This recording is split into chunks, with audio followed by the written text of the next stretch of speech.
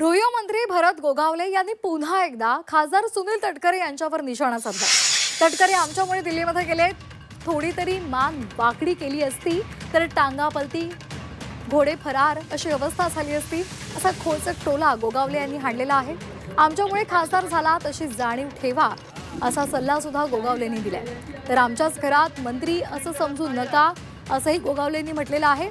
आम्ही मंत्री असलो तरी मिरवत नाही अशी टीकाही त्यांनी केली आहे।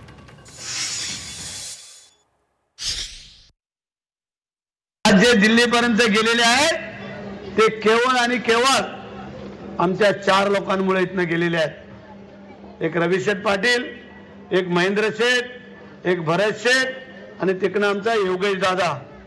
आम्ही चौघांनी थोडी जरी अशी वाकडेमान केली असती ना तर मगाशी उस्मानबाईंनी सांगितलं की टांगा पलटे आणि घोडे फरार।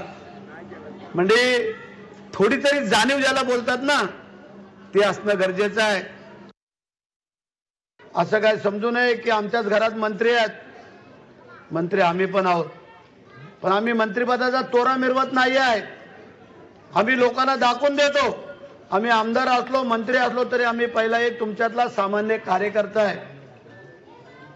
आम्ही कधी शायनिंग करत नाही आहे।